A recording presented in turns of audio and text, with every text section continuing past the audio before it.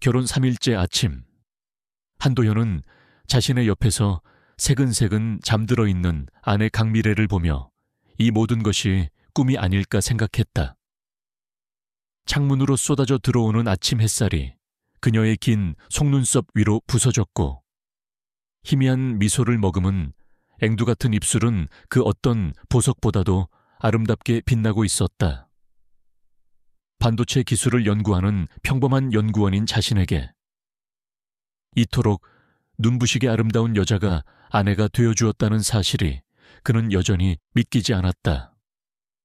6개월 전 친구의 소개로 처음 만난 순간부터 그는 미래에게 첫눈에 반했다.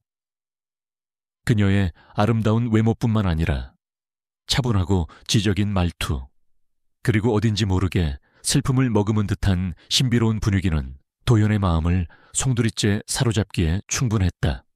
미래는 자신을 중국 연변의 보육원에서 자란 고아라고 소개했다. 부모님에 대한 기억도 가족 사진 한 장도 없었지만 그녀는 결코 자신의 불행한 과거를 드러내거나 동정을 구하지 않았다. 오히려 언제나 밝고 긍정적인 모습으로 자신의 삶을 꿋꿋하게 개척해 나가는 강인한 여자였다. 도연은 그런 그녀의 모습에 더욱더 깊이 빠져들었고, 그녀의 아픔을 보듬어주고 평생을 함께할 든든한 버팀목이 되어주리라 다짐했다. 두 사람의 신혼생활은 달콤했다. 미래는 완벽한 아내였다. 그녀는 매일 아침 정성껏 아침 식사를 준비했고, 집안은 언제나 그녀의 손길로 깔끔하고 아늑하게 정돈되어 있었다. 그녀는 도연의 이야기에 귀를 기울였고, 그의 작은 농담에도 언제나 환하게 웃어주었다. 도연은 미래와 함께하는 모든 순간이 행복했고, 마치 세상의 모든 것을 다 가진 듯한 기분에 휩싸였다. 어느 주말 오후, 두 사람은 함께 장을 보고 집으로 돌아오던 길이었다. 아파트 입구에서 한 할머니가 찢어진 장바구니 때문에 바닥에 쏟아진 과일들을 힘겹게 줍고 있는 것을 발견했다. 대부분의 사람들은 그저 무심코 지나쳐갔지만 도연은 망설임 없이 할머니에게 달려가 함께 과일을 주워 담았다. 어르신, 괜찮으세요? 제가 댁까지 들어다 드릴게요. 도연은 할머니의 무거운 장바구니를 대신 들어주며 그녀의 집 앞까지 안전하게 모셔다 드렸다. 할머니는 몇 번이고 고맙다는 인사를 전했고, 도연은 그저 당연한 일을 했을 뿐이라며 손을 내저었다. 미래는 조금 떨어진 곳에서 그런 남편의 모습을 따뜻하고도 복잡한 눈빛으로 바라보고 있었다. 그녀의 눈빛에는 남편의 선량함에 대한 감동과 함께 어떤 알 수 없는 슬픔 같은 것이 스쳐 지나가는 듯했지만 그것은 아주 짧은 순간이었다. 그녀는 이내 평소에 다정한 미소를 되찾고 도연에게 다가왔다. 하지만 이 완벽해 보이는 행복 속에서도 아주 가끔 지원은 미래에게서 어떤 설명할 수 없는 위화감을 느끼곤 했다. 그녀는 자신의 과거에 대해 이야기하는 것을 극도로 꺼렸고, 도연이 어린 시절 이야기를 물을 때면 언제나 기억이 잘 나지 않아요라며 화제를 돌리기 일쑤였다. 그녀의 물건 속에서는 단 한 장의 옛 사진도 찾아볼 수 없었고, 그녀의 과거는 마치 백지처럼 깨끗해서 오히려 비현실적으로 느껴졌다. 또한 그녀는 가끔 혼자 있을 때면 도연이 알지 못하는 깊은 슬픔에 잠긴 듯한 표정을 짓기도 했다. 창밖을 하염없이 바라보거나 멍하니 허공을 응시하는 그녀의 눈빛에서는 짙은 고독과 함께 어떤 비장한 결의 같은 것이 느껴지기도 했다.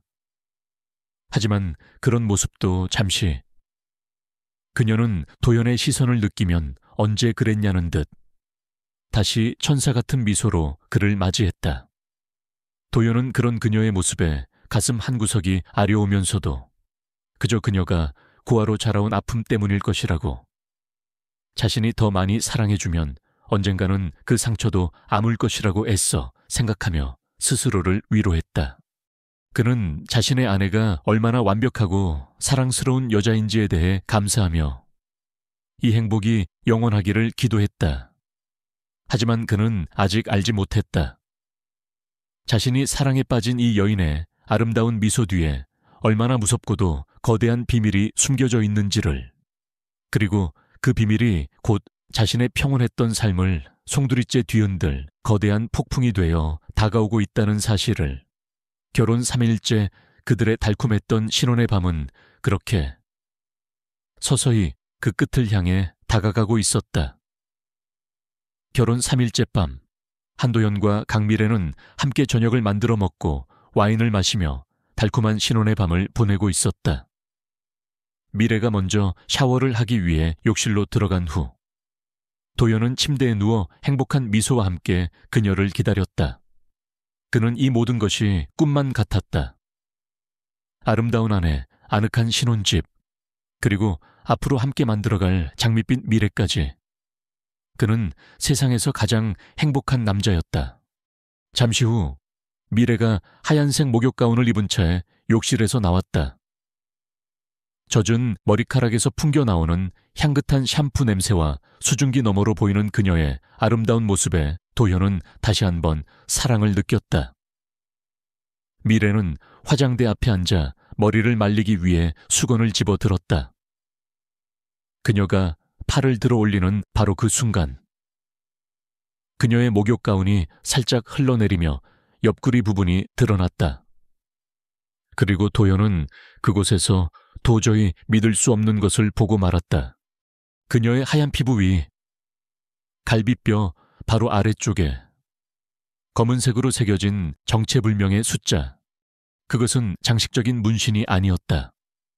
마치 공장에서 찍어낸 제품 번호처럼 아주 정교하고 차갑게 CZ75 4R라고 보이는 알파벳과 숫자의 조합이 새겨져 있었던 것이다. 도연은 순간 자신의 눈을 의심했다. 그가 알던 미래의 몸에는 그런 것이 없었다. 아니, 어쩌면 그녀가 지금까지 교묘하게 숨겨왔던 것일지도 몰랐다. 달콤했던 신혼의 분위기는 한순간에 깨져버렸다. 그의 머릿속은 하얗게 비었고 심장은 차갑게 식어내렸다. 그는 애써 태연한 척하며 하지만 미세하게 떨리는 목소리로 그녀에게 물었다. 미래 씨, 방금 옆구리에 있는 그거 뭐예요? 도연의 질문에 미래의 어깨가 순간적으로 굳어지는 것이 느껴졌다. 그녀는 화들짝 놀라며 황급히 가운을 여미고 그를 돌아보았다. 그녀의 얼굴에는 당황한 기색이 역력했고 눈동자는 불안하게 흔들리고 있었다. 아, 이거요. 별거 아니에요. 그녀는 애써 미소를 지으며 대답했지만 그 미소는 너무나도 부자연스러웠다. 별거 아니라니요. 문신이에요. 아니면 상처 자국인가요? 도연은 자리에서 일어나 그녀에게 다가갔다. 그는 이 기묘한 숫자의 정체를 반드시 확인해야만 했다. 미래는 뒷걸음질치며 그의 시선을 피하려 했다. 그냥 어릴 때 공장에서 일하다가 실수로 뜨거운 기계에 찍힌 흉터예요. 보기 흉하죠. 그래서 지금까지 숨겨왔어요. 당신한테 보여주기 싫어서. 그녀의 변명은 너무나도 어설펐다. 사고로 생긴 흉터라고 하기에는 그 숫자들이 너무나도 정교하고 일정했다.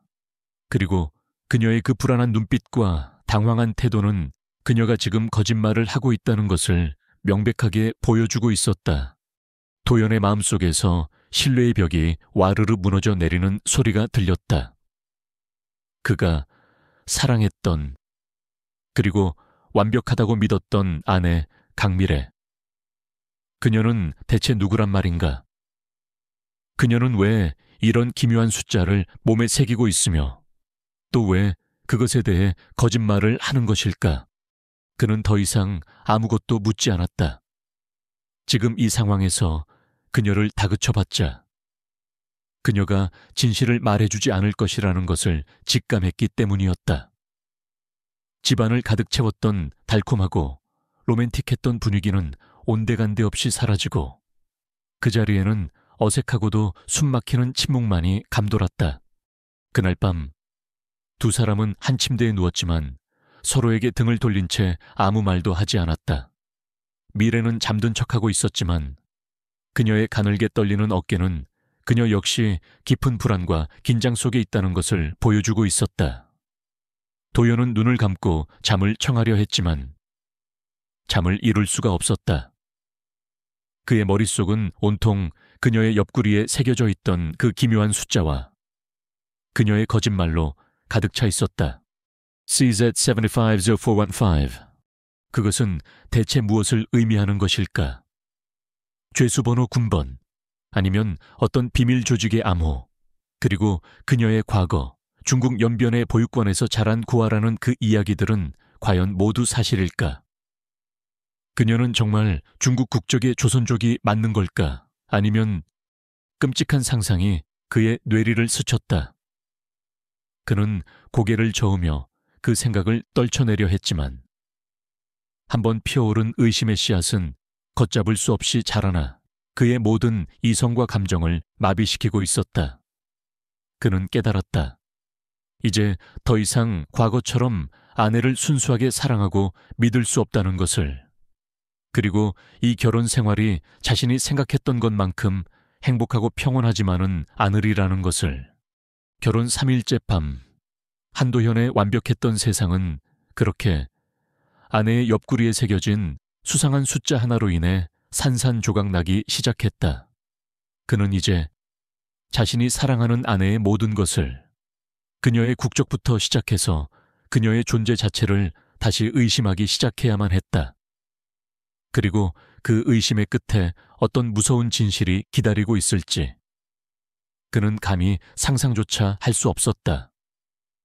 그의 길고도 외로운 진실 찾기 여정은 그렇게 달콤했던 신혼의 밤, 바로 그 자신의 침실에서 시작되고 있었다.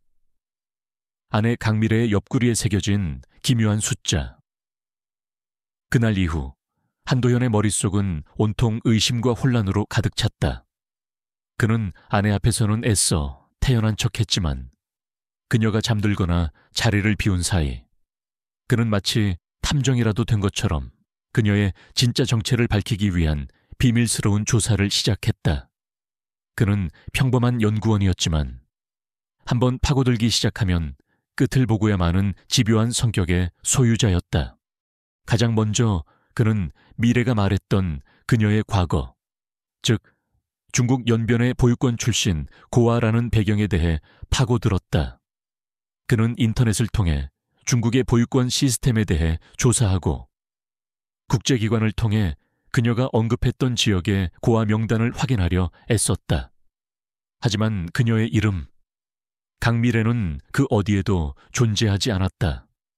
마치 처음부터 세상에 없었던 사람처럼 그녀의 과거는 완벽한 백지 상태였다.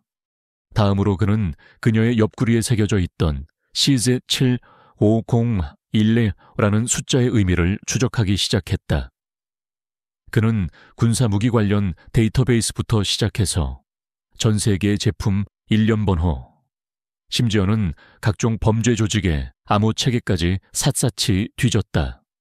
그러던 중 그는 CZ75가 체코슬로바키아에서 개발된 동구권 국가들에서 널리 사용되는 유명한 권총의 모델명이라는 사실을 알게 되었다. 하지만 그것이 그녀의 몸에 새겨진 숫자와 무슨 연관이 있는지는 여전히 알 수 없었다. 도연은 미래를 더욱더 유심히 관찰하기 시작했다. 그녀는 여전히 완벽한 아내였다. 하지만 그의 의심의 눈에는 그녀의 모든 일상적인 행동들이 어딘지 모르게 훈련된 요원의 그것처럼 느껴졌다. 아침 일찍 일어나 조깅을 하는 모습은 단순한 건강 관리를 넘어선 고강도의 체력 단련처럼 보였고, 요리를 하거나 집안을 정리하는 그녀의 움직임은 한치의 오차도 없이 간결하고 효율적이었다. 또한 그녀는 놀라울 정도의 상황인식 능력을 가지고 있었다. 도연이 아무리 조용히 그녀의 뒤로 다가가도 그녀는 귀신같이 알아채고 먼저 돌아보곤 했다. 도연의 이런 비밀스러운 조사는 그 자신도 모르는 사이에 보이지 않는 감시자들의 눈에 포착되고 있었다. 그의 회사 컴퓨터가 해킹당한 흔적이 발견되기도 했고, 퇴근길에 누군가 자신을 미행하는 듯한 느낌을 받기도 했다. 그는 처음에는 자신의 예민함 탓이려니 생각했지만, 그런 일들이 반복될수록 자신과 미래가 어떤 거대한 위험에 노출되어 있다는 것을 직감하기 시작했다. 결정적인 사건은 어느 늦은 저녁에 일어났다. 도연과 미래가 함께 집 근처 공원을 산책하고 있을 때였다. 갑자기 검은색 옷을 입은 두 명의 남자가 그들의 앞을 가로막았다. 그들의 눈빛은 차가웠고 분위기는 험악했다. 한도현 씨, 우리랑 잠시 얘기 좀 합시다. 모르는 편이 약일 때도 있는 법이죠. 한 남자가 낮은 목소리로 위협하듯 말했다. 그들은 미래의 정체를 캐고 다니는 도현에게 경고를 하기 위해 온 미래의 동료이자 감시자들이었다. 도현은 공포에 질려 뒷걸음질 쳤지만 남자들은 그를 놓아줄 생각이 없어 보였다. 한 남자가 도연의 팔을 거칠게 움켜쥐려는 순간이었다. 그때까지 도연의 뒤에 조용히 서 있던 미래가 움직였다. 그녀의 움직임은 눈으로 쫓기 힘들 만큼 빠르고도 치명적이었다. 그녀는 남자의 손목을 낚아채 비틀어 버렸고 남자는 비명과 함께 바닥으로 쓰러졌다. 다른 한 남자가 당황하여 품속에서 칼을 꺼내려 하자 미래는 한치의 망설임도 없이 그의 명치를 팔꿈치로 가격했다. 남자는 억 하는 소리와 함께 그 자리에 고꾸라졌다. 모든 것이 순식간에 일어난 일이었다. 도연은 자신의 눈앞에서 벌어진 이 믿을 수 없는 광경에 입을 다물지 못했다. 방금 전까지 자신의 사랑스러운 아내였던 강미래가 마치 잘 훈련된 특수요원처럼 건장한 남자 두 명을 순식간에 제압해버린 것이었다. 그녀의 눈빛은 더 이상 다정하고 따뜻하지 않았다. 그 안에는 오직 적을 마주한 자의 냉혹하고도 살기등등한 빛만이 번뜩이고 있었다. 쓰러진 남자들은 황급히 몸을 일으켜 어둠 속으로 사라졌다. 그들은 미래가 자신들의 통제를 벗어나 남편을 보호하리라고는 전혀 예상하지 못했던 것이다. 공원에는 다시 정적이 흘렀다. 도연은 여전히 충격과 공포 속에서 아무 말도 하지 못하고 완전히 다른 사람처럼 느껴지는 아내를 바라보고만 있었다.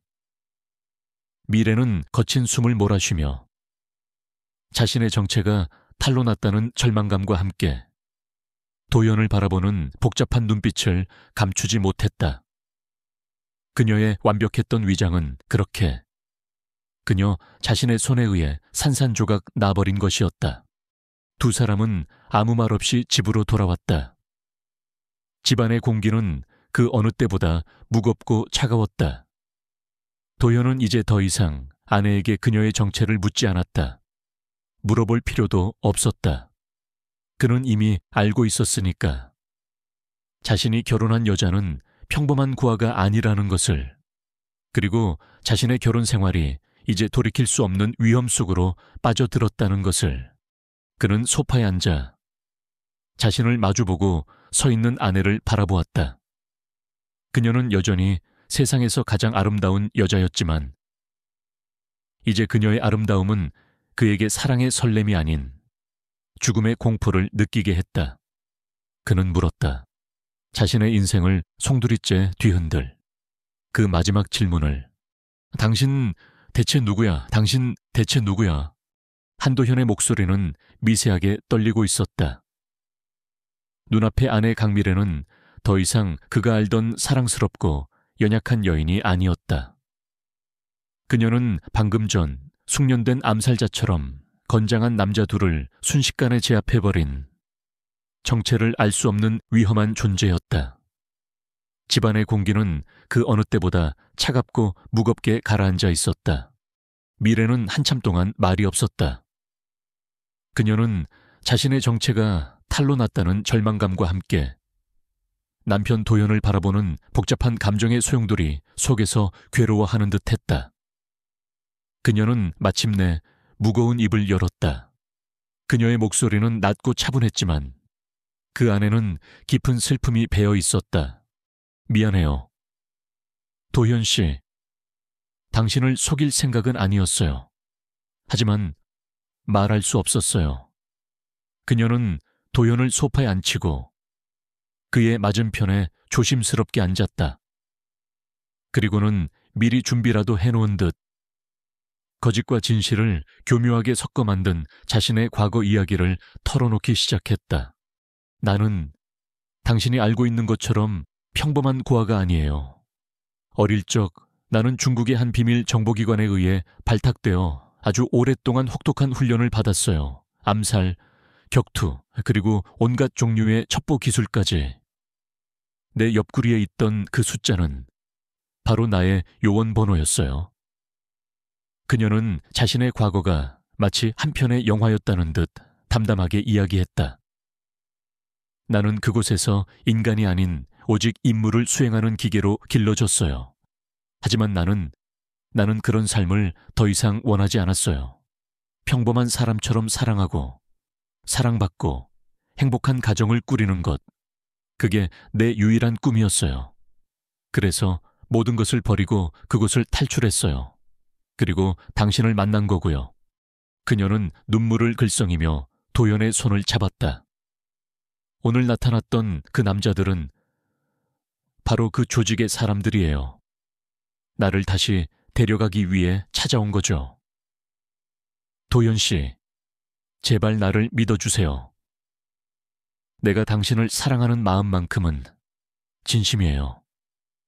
나는 이제 과거의 그림자에서 벗어나 당신과 함께 평범한 아내로 살아가고 싶을 뿐이에요. 그녀의 이야기는 너무나도 충격적이었지만 동시에 그녀가 보여주었던 놀라운 격투 실력을 설명해 주기에 충분했다. 도연은 혼란스러웠다. 그녀의 말을 어디까지 믿어야 할지, 그리고 앞으로 이 위험한 아내와 어떻게 살아가야 할지 알 수 없었다. 하지만 그녀의 눈물 어린 호소와 진심이 담긴 눈빛을 보니 차마 그녀를 뿌리칠 수가 없었다. 그의 마음속에서는 아내에 대한 두려움과 함께 그녀를 지켜주고 싶다는 연민과 사랑이 복잡하게 뒤엉키고 있었다. 한편 미래의 동료들로부터 보고를 받은 북한의 국장은 격노했다. 자신의 최고의 요원이었던 강미래가 임무 수행 중 만난 한낱 연구원에게 감정적으로 흔들려 조직원들을 공격하고 임무를 위태롭게 만들었다는 사실을 그는 용납할 수 없었다. 그는 한도현을 미래의 충성심을 시험하고 그녀를 다시 조직에 통제해 두기 위한 미끼로 사용하기로 결정했다. 그의 계획은 치밀하고도 잔혹했다. 며칠 뒤 도연은 평소와 다름없이 자신의 연구소로 출근했다. 그는 국가적인 반도체 핵심 기술을 연구하는 중요한 인물이었고 바로 그의 연구 데이터가 미래에게 주어진 마지막 임무이기도 했다. 그날 저녁 퇴근하던 도연은 연구소 주차장에서 몇 명의 낯선 남자들에게 기습을 당해 어디론가 납치되었다. 그들의 움직임은 너무나도 신속하고 전문적이어서 아무런 흔적도 목격자도 남기지 않았다. 집에서 남편을 기다리던 미래는 그가 평소보다 늦어지자 불길한 예감에 휩싸였다. 그녀의 직감은 틀리지 않았다. 잠시 후 그녀만이 아는 비밀 통신 채널을 통해 짧은 메시지 하나가 도착했다. 국장으로부터 온 것이었다. 남편은 우리가 데리고 있다. 48시간 안에 연구소에 프로젝트 제우스 데이터를 가져와라. 실패하거나 외부에 알리면 남편은 시체로 돌아갈 것이다. 미래는 온몸의 피가 차갑게 식는 것을 느꼈다. 국장이 마침내 그녀의 가장 약한 부분을 건드린 것이었다. 그녀는 이제 돌이킬 수 없는 선택의 기로에 놓였다. 조국을 위해 평생을 바쳐온 첩보원으로서의 임무인가? 아니면 자신에게 처음으로 평범한 행복을 느끼게 해준 사랑하는 남편의 목숨인가? 그녀는 철저히 혼자였다. 나만의 정보기관에 도움을 요청할 수도 없었고 자신을 버린 조국에 기댈 수도 없었다. 그녀의 머릿속에는 지난 수년간 받아온 혹독한 훈련의 기억과 그와는 정반대였던 도연과의 짧지만 행복했던 시간들이 교차했다. 그녀를 완벽한 살인병기로 키워내려 했던 국장의 차가운 목소리, 그리고 미래 씨와 함께라면 어떤 어려움도 이겨낼 수 있어요 라며 따뜻하게 웃어주던 도연의 미소. 그녀는 더 이상 망설일 수 없었다. 그녀의 눈빛이 차갑고도 결연하게 변했다. 그녀는 자신의 임무 파일에 있던 도연의 연구소 설계도와 보안 시스템 자료들을 꺼내 들었다. 그녀는 국장의 게임에 순순히 응해줄 생각이 없었다. 그녀는 그들의 게임에 뛰어들되 자신만의 방식으로 판을 뒤엎을 작정이었다. 그녀는 사랑하는 남편 한도현을 구하기 위해, 그리고 자신을 올가매는 과거의 모든 굴레를 끊어내기 위해 기꺼이 조국을 배신하고 자신을 키워낸 조직과 맞서 싸울 준비를 하고 있었다. 그녀의 마지막 싸움은 이제 막 그 서막을 올리고 있었다. 그녀의 눈빛에서는 더 이상 슬픔이나 두려움은 찾아볼 수 없었다. 오직 사랑하는 사람을 지키기 위한 강인한 전사의 결의만이 불타오르고 있을 뿐이었다. 한도현의 목숨이 걸린 48시간. 강미래에게는 더 이상 망설일 시간이 없었다. 그녀는 그동안 자신을 올감했던 조국에 대한 맹목적인 충성심과 한도현이라는 한 남자를 향한 뜨거운 사랑 사이에서 마침내 자신의 모든 것을 건 마지막 선택을 내렸다. 그녀는 남편을, 그리고 자신을 구하기로 결심했다. 그녀의 머릿속은 그 어느 때보다 차갑고 빠르게 움직이기 시작했다. 국장의 성격상 그가 순순히 약속을 지킬 리가 없었다. 설령 자신이 프로젝트 즈스 데이터를 가져다 준다 해도 그들은 비밀을 아는 도연과 임무에 실패한 자신을 모두 제거하려 할 것이 뻔했다. 그녀에게 남은 길은 단 하나, 판 자체를 뒤엎는 것이었다. 미래는 먼저 남한의 국가정보원, 즉 NIS에 익명의 제보를 하기로 결정했다. 아주 위험한 도박이었지만 현재로서는 유일한 방법이었다. 그녀는 자신의 임무 파일에 있던 과거 NIS가 북한 공작원 회유를 위해 사용했던 비밀 비상 연락망을 떠올렸다. 그리고는 도연의 연구소에서 빼돌린 대포폰을 이용하여 그곳에 짧지만 결정적인 메시지를 남겼다. 북측 공작조 48시간 내 한도현 연구원의 프로젝트 즈스 탈취 시도. 현 시간부로 47시간 후. 인천항 제4부두 폐창고에서 데이터 교환 예정. 인질 한도현의 안전 확보 최우선. 반복한다. 인질. 그녀는 일부러 자신의 신분을 드러내지 않았고 마치 내부의 제보자인 것처럼 위장했다. 이것이 국정원의 신속한 개입을 유도하고 동시에 자신과 도연의 안전을 확보할 수 있는 최선의 방법이라고 판단했다. 다음으로 그녀는 국장이 요구한 프로젝트 제우스 데이터를 확보해야 했다. 그녀는 한밤중을 틈타 도연의 연구소로 향했다. 어둠 속에서 그녀의 움직임은 한 마리의 흑표범처럼 민첩하고 조용했다. 그녀는 수년간 훈련받은 모든 기술을 총동원하여 연구소의 삼엄한 보안 시스템을 뚫고 마침내 도연의 개인 연구실에 잠입하는 데 성공했다. 컴퓨터 앞에 앉은 그녀의 손가락이 키보드 위를 빠르게 움직였다. 복잡한 암호 체계를 해독하고 핵심 데이터가 저장된 서버에 접근하는 것은 그녀에게 어려운 일이 아니었다. 그녀는 프로젝트 즈스의 모든 데이터를 외장 하드디스크에 복사했다. 하지만 그녀는 거기에 그치지 않았다. 그녀는 복사한 파일 안에 국장의 시스템을 마비시킬 수 있는 치명적인 바이러스와 함께 자신의 위치를 실시간으로 추적할 수 있는 프로그램을 몰래 심어 놓았다. 이것이 바로 그녀가 준비한 마지막 비장의 카드였다. 약속된 시간이 다가왔다. 미래는 데이터를 담은 하드디스크를 들고 국장이 지정한 인천항의 폐창고로 향했다. 창고 안은 스산한 바닷바람과 함께 살벌한 기운이 감돌고 있었다. 국장과 그의 정예 요원 몇몇이 의자에 묶인 채 의식을 잃고 있는 도연을 감싸고 그녀를 기다리고 있었다. 왔군. 역시 내 최고의 요원이야. 남편에 대한 사랑이 지극해서 말이지. 국장은 비열한 미소를 지으며 그녀를 맞이했다. 데이터는 가져왔겠지. 순순히 넘기면. 내 남편의 목숨만은 살려주겠다. 미래는 아무 말 없이 하드디스크를 그에게 던졌다. 국장의 부하 중 하나가 재빨리 노트북에 하드디스크를 연결하고 데이터의 진위를 확인하기 시작했다. 잠시 후 그가 국장에게 고개를 끄덕였다. 맞습니다. 국장 동지, 프로젝트 제우스 원본 데이터가 확실합니다.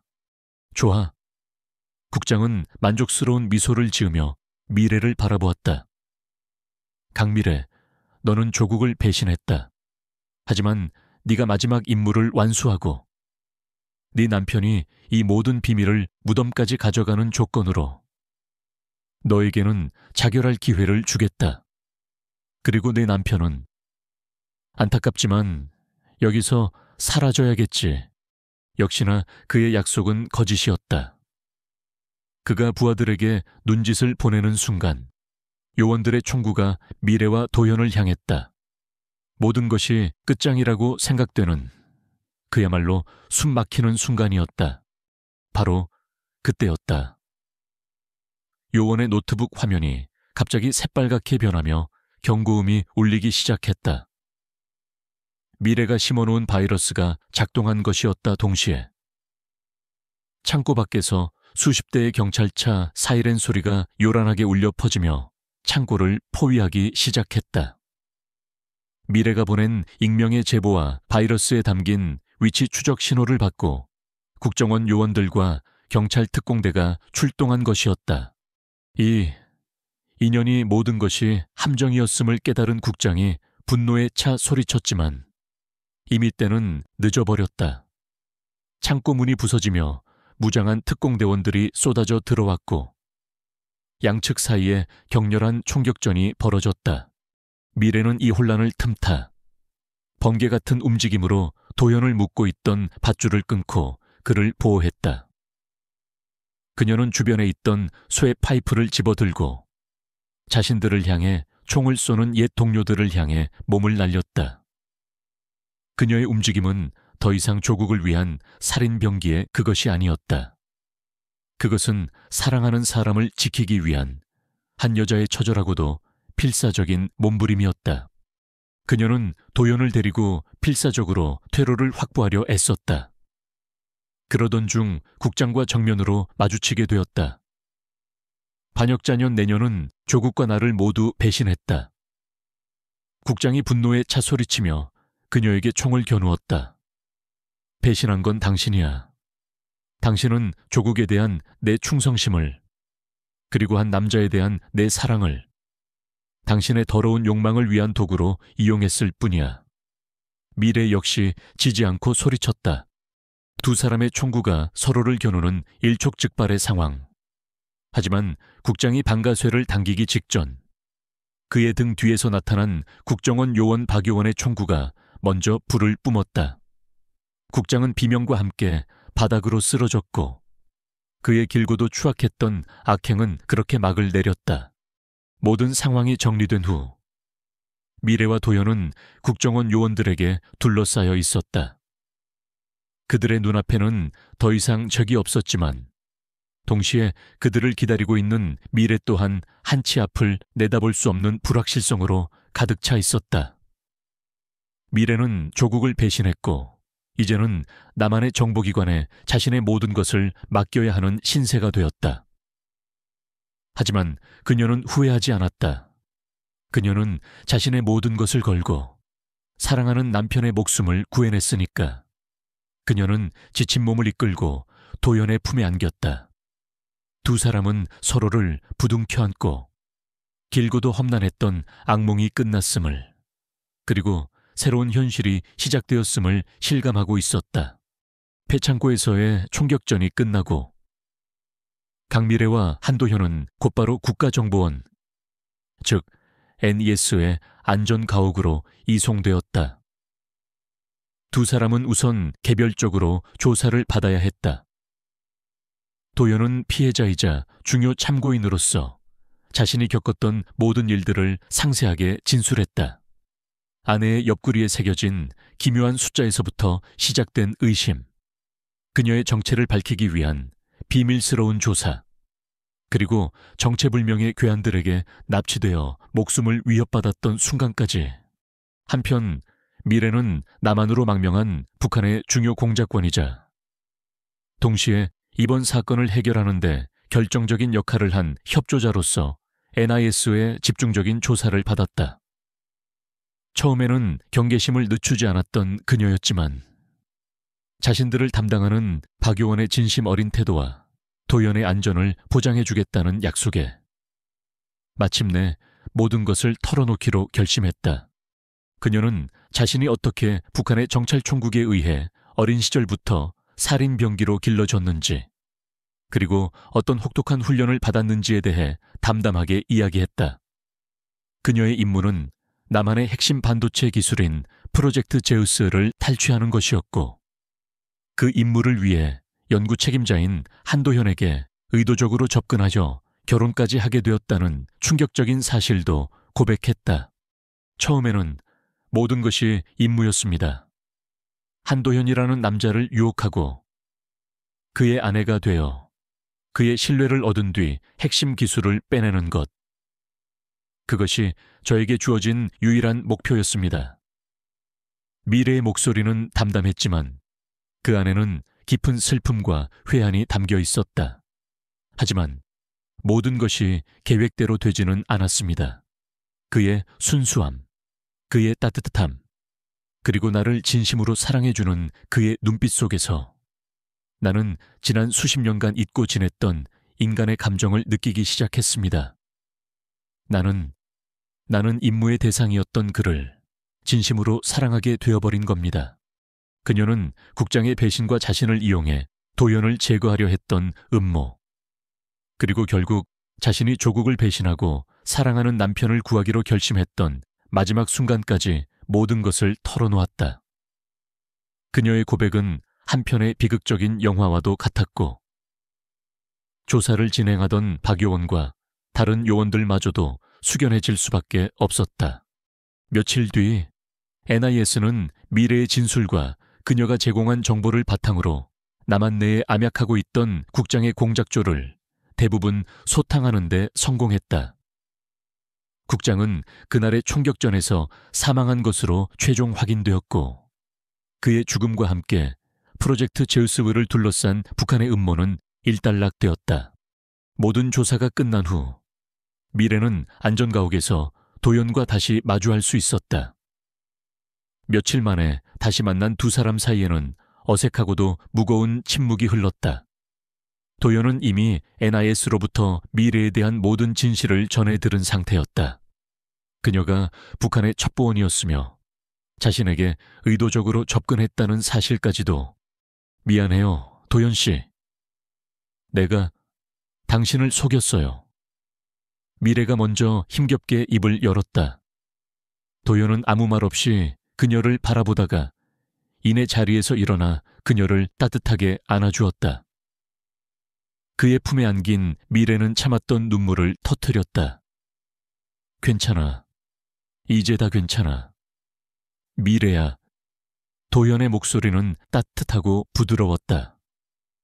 그의 마음속에는 아내에 대한 원망이나 배신감 대신 그녀가 겪어야 했던 끔찍한 과거에 대한 깊은 연민과 그럼에도 불구하고 자신을 선택해준 그녀에 대한 고마움만이 남아있었다. 당신이 나를 속인 것은 사실이야. 하지만 당신이 마지막 순간에 당신의 모든 것을 걸고 나를 구해준 것 또한 사실이야. 나는 당신의 그 마지막 선택을 믿어. 당신이 나를 사랑한다는 그 마음. 나는 그걸 믿는다고. 두 사람은 한참 동안 서로를 부둥켜 안고 지난 시간의 아픔과 상처를 서로의 온기로 위로했다. 그들의 사랑은 죽음의 문턱에서 더욱더 단단하고 견고해져 있었다. 며칠 뒤 박요원이 그들을 찾아와 앞으로의 거취에 대해 설명해 주었다. 미래는 북한을 배신하고 남한의 중요한 정보를 제공한 공로를 인정받아 망명자로서 새로운 삶을 시작할 수 있는 기회를 얻게 되었다. 물론 그녀와 도연은 당분간 NIS의 보호와 감시 아래 살아가야 했고 과거의 모든 신분을 버리고 새로운 이름으로 살아가야 했다. 그것은 완벽한 자유는 아니었지만 두 사람이 함께할 수 있는 유일한 길이었다. 두 사람은 모든 것을 버리고 새로운 시작을 선택했다. 그들이 함께 살았던 신혼집, 도현의 연구소, 그리고 그들이 알던 모든 사람들, 그 모든 것들과 작별을 구하고 그들은 NIS가 마련해준 작은 시골 마을의 집으로 향했다. 그곳에서의 삶은 예전처럼 화려하지는 않았지만 그 어떤 때보다도 평화롭고 행복했다. 그들은 더 이상 서로에게 어떤 비밀도 거짓도 없었다. 그들은 서로의 가장 깊은 상처를 보듬어 안으며 진정한 의미의 부부가 되어가고 있었다. 물론 과거의 그림자가 완전히 사라진 것은 아니었다. 그들은 여전히 보이지 않는 감시 속에서 살아가야 했고 미래의 마음속에는 조국을 배신했다는 죄책감이 그리고 도연의 마음속에는 아내의 과거에 대한 아픔이 남아 있었다. 하지만 그들은 서로를 의지하며 그 모든 것을 이겨낼 준비가 되어 있었다. 그들에게는 이제 사랑이라는 세상에서 가장 강력한 무기가 있었으니까 그들의 새로운 평화는 비록 이처럼 위태롭고도 불안했지만 동시에 그 어떤 것보다도 소중하고 값진 것이었다.